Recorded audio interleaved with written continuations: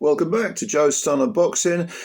So, Antonio Vargas gives a really mature performance to stop the previously undefeated Winston Guerrero in 10 rounds. And he really showed a lot in this fight, I think. Vargas moves now to 19 wins with 11 stoppages.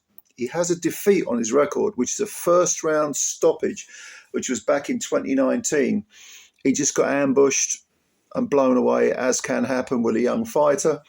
Vargas is now 28. He's in his prime. He's a bantamweight, orthodox fighter from, I think he's originally from Texas, but now he's based in Florida. Good little fighter, but this was without question his best performance. I haven't seen a great deal of him before. I saw him fight Jonathan Rodriguez. That was earlier this year. He stopped him in 7 rounds, I think. It was a retirement. And I've seen bits and pieces of him. I know he beat Michel Banquez, stopped him in 6 rounds. And Banquez was someone who, weirdly enough, outpointed Prince Patel, that sort of cult figure that is Prince Patel. What a wasted career that is. But yeah, I mean, I'm digressing. I mean, Antonio Vargas has come of age because this was an extremely mature, poised performance. And he faced a crisis in the second round, which I'll get to in a moment. And he came through it beautifully, really did. And it looked like it might be a really early night to start with because Winston Guerrero, like I say, he came in with 22 wins, no draws, no defeats, 13 stoppages. He's from Nicaragua, only 24 years old. And he came out swinging, absolutely swinging, and left himself wide open, trying to sort of bash his way through the front door. Vargas chinned him with a left hook, and down he went. And that was within the first 20 or 30 seconds. He got up and he didn't look that hurt. And sure enough, he just came straight at Vargas again. His confidence didn't appear to be dented. He just sort of rampaged forward, swinging these huge hooks. But he was throwing combinations. I mean, sometimes, 4, 5, 6 punch combinations. And if you've got someone who is that sort of running on pure aggression, pure sort of energy, not necessarily throwing with any rhyme or reason, but nevertheless dangerous simply because of the sort of output, the volume of punches, it meant that Vargas had to remain very poised. He had a nice high guard compared to Guerrero, whose hands were always low throughout the whole fight. Well, in the second round, Guerrero got his own back because Vargas spent way too much time standing in front of him, posing. And I say too much time, it was probably 2 or 3 seconds. But Guerrero slung his usual salvo barrage of punches and a right hand connected on Vargas. And back down he goes. And Vargas hit the floor heavy. And he was shaken, he was buzzed because he didn't look steady when he got up. He managed to survive the second round. And it took him probably about 3 rounds to get over that, to get his legs under him, for the fog to sort of dissipate in his head.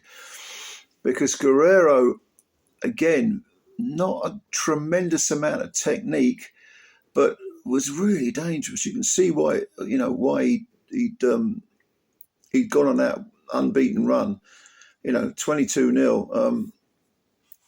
You could tell that he was the type of guy, even though he didn't have one punch power, the sheer output was going to give anyone problems.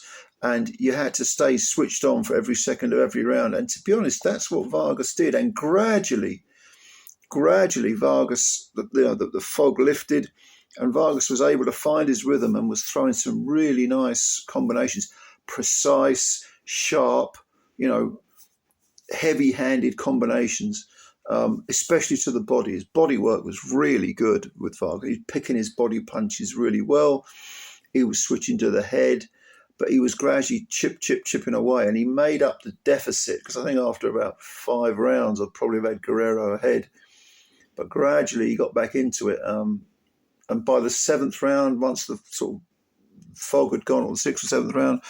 He then started to kind of beat up Guerrero, who never stopped throwing, never stopped trying. But Vargas was the one with the real slick, cultured punches. There was no hint of any kind of desperation. This was a very, like I keep using the word mature performance, but it was. Because that second round when he hit the floor, that was a real crisis. And he came through it, really, really well. I mean, it was very, very impressive. Now, this was for the WBA interim title. I've no idea why that even is on offer, because the real champion, the full fat champion, the high tar champion, is Seiya Tsutsumi of Japan. So why do we need an interim champ? Well, we need an interim champ because the WBA can then, charge you for more sanctioning fees, I suppose. But at least this means that Antonio Vargas now may well end up going to Japan. Probably, I can't see Tsutsumi coming to the United States. He doesn't need to. He's the champion, unless they offer him Jake Paul might offer him a lot of money, because this was the Antonio Vargas versus Guerrero fight was the headline on the MVP prospect show. I think it's called Most Valuable Prospects, they called the show, because normally it's MVP is Most Valuable Promotions. So will Jake Paul put his hand in his pocket and lure Tsutsumi over to America?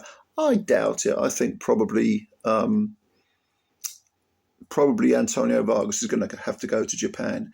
But as the interim champ, he's got that belt, which at least gives him a sort of bargaining chip. Will he beat Tsutsumi? I mean, Tsutsumi, I think, is about 28 now, late 20s, probably in his prime.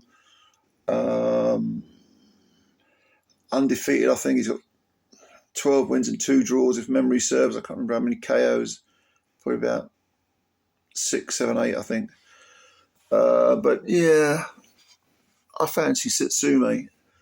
That's my immediate reaction. But Vargas, if he's going to fight Tsutsumi, this fight with Guerrero was a perfect dress rehearsal, because again, he had to come through that, walk through fire to win this fight against a tough game, undefeated fighter who wasn't going to quit ever. In fact, in the 10th round, what happened was Vargas really stung Guerrero, punched it, and I managed to start landing heavy headshots, which buzzed him. Guerrero was sort of flailing all over the place, trying to move his upper body. He still didn't have his hand, still didn't have a tight guard, but he was swaying, at the waist, trying to get out of the way, trying to sidestep. But Vargas, good footwork by Vargas as well, managed to keep him in the crosshairs, let the punches go. Guerrero was on the ropes and the referee stepped in, and it was a 10th round TKO for Vargas. So Vargas is the one that gets to win and gets to go to Japan, probably. I wouldn't rule him out. Tsutsumi's good, though. Yeah. Be a good fight, very, very good fight. But Japanese boxing, of course, as I'm sure you know, is absolutely flying. So if Vargas goes over there and picks up a belt, I think that would be quite an achievement. But we'll see. We'll see what happens. Anyway, this MVP show wasn't bad at all. God knows I've given Jake Paul enough criticism in the past, especially over that disgusting Mike Tyson travesty. But let's give credit where it's due. This was a good show. There were some good prospects on this show, and there were some good fights, very good fights. And I like what Jake Paul is. The fact that Jake Paul is giving a platform to these young fighters is a really good thing. I mean, Vargas, I think after that first round KO loss back in 2019, his promoter sort of discarded him. So for Jake Paul to step in and give people like Antonio Vargas and Guerrero and a few others chances, I think it's to be lauded, But anyway, what do you think? You leave your comments below. I'd like to read them. And of course, thank you as always for your time. I do appreciate it when you watch these videos, because if I make them and no one watches, it's really just an echo chamber, isn't it? And I do like reading your comments. So if you like this video, please hit the like button. And also, if you're new to the channel, and you could subscribe. That would be a great help to the channel because we want to build it up. Anyway, ladies and gentlemen, thank you very much. Enjoy your weekend. It's here. Brilliant, isn't it? I'll catch you later. Bye for now.